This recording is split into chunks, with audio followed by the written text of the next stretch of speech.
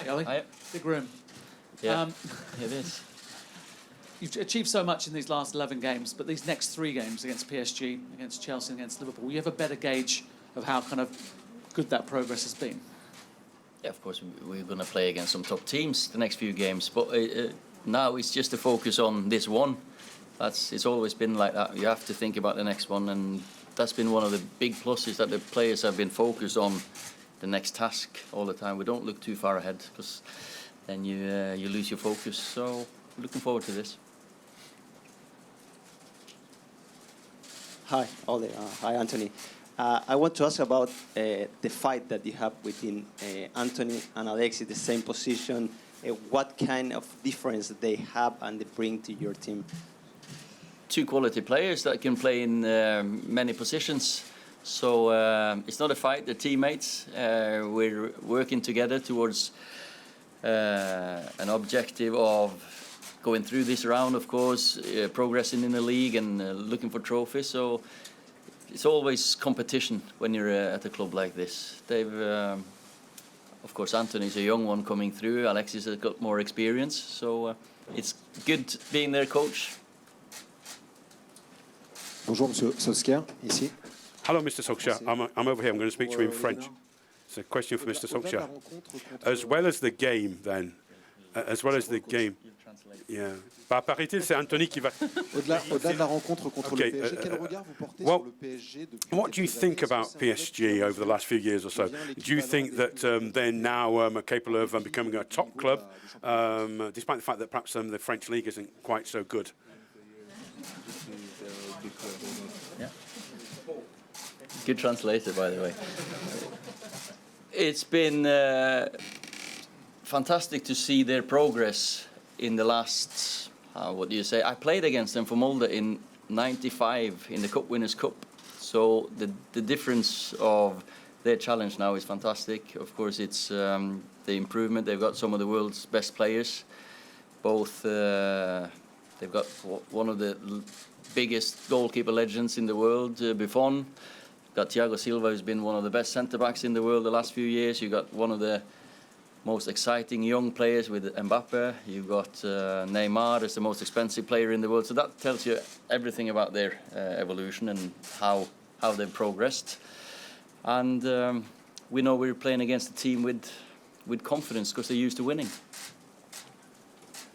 Ole, has it been too long since Old Trafford's really experienced a big European night?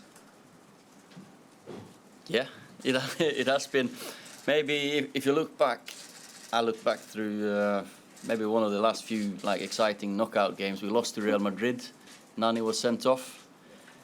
Of course, we had Bayern Munich a few years ago as well. But so we're looking forward to this. It's both the supporters and the players that have been looking forward to some of these nights, because they are special.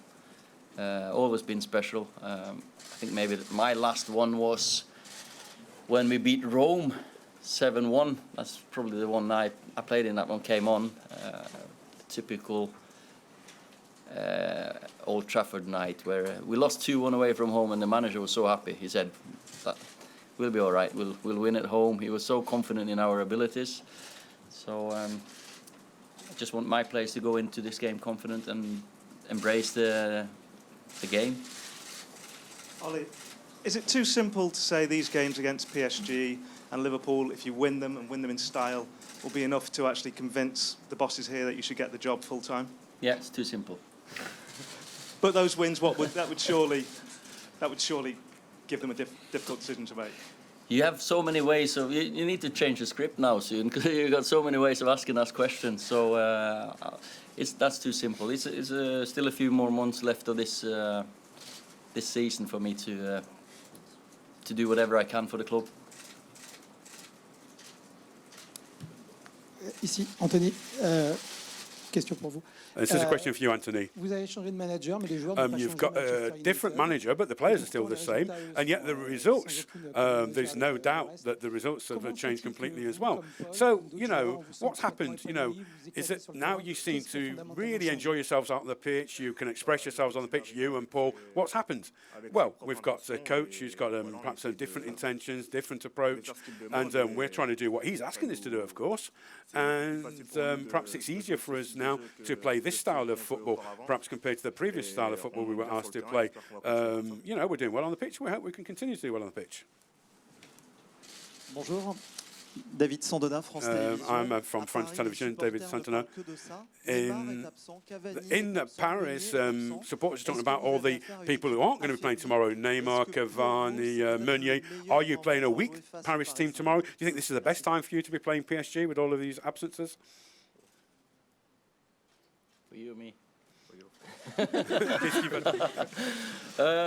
Of course, any team that have are missing players like Neymar, Cavani, Meunier will feel the effect, but that'll give any of the other players a chance. So for me, it makes it maybe more unpredictable for us who they're going to play, because when you've seen that front three over the whole season, you know what to expect. So this time around, we're guessing a little bit how they're going to come, but we've got a good guesstimate on how they're approaching this game. Ole, obviously you've had some big matches already, but is this match one of the reasons why you took this job, to kind of test yourself against the best teams, the best managers in Europe? No, it's not the. I would have said yes if we didn't play against PSG or in the Champions League as well. Of course, when Man United ring you and ask you to help, you take a chance and you think that you're going to help them. I believe in the way I do things, but of course, it's a fantastic game to look forward to. Champions League is a fantastic tournament, so it is a test for our whole team. Hi, Ole. Hi. What did you take from the trip that you took to France to watch PSG in terms of how you will approach the match tomorrow? I think it's difficult to compare games, and because when they play in the league, it's a different, because they know they're going to win the league anyway, and they approach games maybe differently to what they do in the Champions League. But it's always nice to see players live, because you get an impression on television and you see them over a period, but then when you see live, you see different spaces, different patterns, principles, and you saw how lightning quick Mbappe was. So you try to do due diligence, as it's called. You just go and watch whatever opponent. So it's difficult to say. Well, looking back at the day of the draw, which was obviously 2 days before your appointment, did you have any idea of what would happen for the next 2 months when you sat there looking at it, and how would you describe the journey since then? Of course, I didn't know. I was watching it with Noah, and we say, "Wow, that's a tough challenge." But I think we've given ourselves a good chance. We're giving us the best possible opportunity on the way we've gone into this game now, because we're confident. We've found out I found out what team we have. We're looking like a team. The playing style that Anthony was talking about, that we're agreeing on how we should approach games. So if there was ever a chance or any time to go into big games like this, it's now for us. Bonjour, Monsieur Solskjaer. Hi, Mr. Solskjaer. A question from PSG side. Tomorrow, VAR is going to be used tomorrow. VAR is going to be used for the first time in the Champions League tomorrow. So, do you think it's going to change anything? Has it changed anything in terms of your preparation? Have you briefed the players about using the VAR beforehand? No, VAR has been part of football lately now, and players are getting used to it. We've had it in the FA Cup. We've had some introduction to it. I think it's a good thing if it's a clear and obvious decision that has to be made, but it's still opinions that the referee has to make. So for me, I like the discussion the day after as well. Was it a penalty? Was it not a penalty? Like football's always been. So, but it's not going to be an issue. I hope. Ole? Yep. Coming here in December. 10 wins and a draw going into this game. Even in your wildest dreams, you couldn't have seen this coming. Not before I came in, no. Of course I couldn't. But when you get here, you expect to win every single game of football. When you got the players like this, the club, the size of and the supporters we have, then again, you know you're not going to win every single game. But I still think the players are disappointed with the 2 points we lost against Burnley, and so am I. Yes, from Norwegian television. To Anthony, is there a wish amongst the players on Man U to keep Solskjaer as head coach? No. Could you repeat, please? Is it a wish amongst the players on the team to keep Solskjaer as head coach? Well, obviously things are going really well at the moment. We're really happy to have him here with us. We're really happy. And yeah, sure, I hope we can continue with him as our manager and our coach. But ultimately, the final decision isn't down to us. But certainly we're pleased that he's with us at the moment. Absolutely. Ole Gunnar, how would you reflect on the 2 months you've been here, and how surprised are you by the results you managed to do with this team? I've loved every single minute of it ever since the first day I walked in and seen the players. Of course, we knew we had a big challenge ahead of us because we were far behind in the league. Confidence was low after the defeat against Liverpool. But they've responded fantastically. I think they're, as I said before, going into this game, I don't think we could have been in a better frame of mind with confidence and form. So we're really looking forward to the next few games coming up, and especially the next one against the big PSG team. Anthony, the manager was talking a couple of weeks ago about how pleased he's been with yourself and Marcus, but he'd like to see you getting more ugly goals and making those runs in behind the defenders even more, to get up to being a 20-plus goal a season forward. Do you think that's very much in your capability? And do you think United supporters haven't really seen still the best that you've got to offer? Do you think there's a lot more to come from you? C'est vrai, je sais que. Well, il me l'a souvent. He's often said that to me, and even previous managers have said that to me, and they've said, this is something you got to work on. You really have to work on that. And I think if I do manage to do that, get beyond the defence, then yeah, we'll score more goals. The question, please. When the draw was made for the last 16, there was a lot of Manchester United supporters thought that the team would probably lose and that they would go to Paris and just have a nice time. Now it's different. Now they expect the team to win. Could you explain what has happened in the 2 months since the draw was made? Je pense que le coach, il est arrivé avec. I think that when our new coach came in, he had a lot of confidence, a lot of determination. And I think that is really helpful, of course. That's really a boost to us. He has a lot of confidence in us. And obviously, we're trying to, pay him back in kind, as it were. And we hope that things are going to work out. Things are working out well at the moment. Hi, Anthony. Your current results and also the players who won't be playing tomorrow for PSG. Do you think that Manchester are favourites for tomorrow, given the current form and players are absent? Well, no, I don't think we're necessarily the favourites. But obviously, they have a few absentees, and that should be to our advantage, of course. But we also know that they've got plenty of very good players to come in. So I think it's still going to be a great game. It will be a great game, and I can only hope that we win, of course.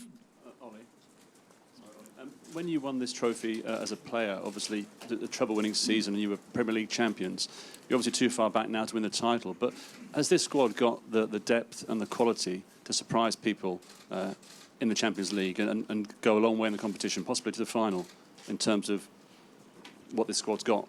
I think the squad is very capable of winning against any opponent, I have to say. And as I said, when we go into games, confident as we are now in the form we are looking forward to the game. Then again, you can't look too far ahead. We've got to just look at PSG now and make sure we go through this one, then take the next challenge as it comes. But I've been very pleased with the attitude, and I said to the boys as well, if we keep working every single day in training, when we work hard, when we have lighter training, we concentrate, we can improve, and we can maybe surprise a few. Oui, par là, bonjour. Une question pour, I have a question for both of you, actually. Paul Pogba. This is a question about Paul Pogba. I know you're often asked this question recently, but how would you explain, how well he's playing at the moment? And Anthony, do you think perhaps because Paul feels a bit freer now on the pitch over the last few weeks or so? Non, Paul, c'est comme je dis, Paul. Well, Paul's Paul. I think I've said that before. He has a huge amount of qualities. He's one of the best midfielders in the world, as far as I'm concerned. And I think at the moment, that's what he's showing. He's showing that he's one of the best midfielders in the world. And I think that he'll do even better over the next few matches. And that's going to be huge for us. Yeah. Same. You were playing very well before the managerial change. Has the current manager asked you to do anything particularly different from the previous manager? Coach précédent. Il me demande d'attaquer. Well, he's asking me to attack more, perhaps. He asked me to attack. To attack, that's my job, after all, to make the difference, as it were, to be more decisive. And, things are working out pretty well at the moment, for the other attackers as well, of course, the other strikers.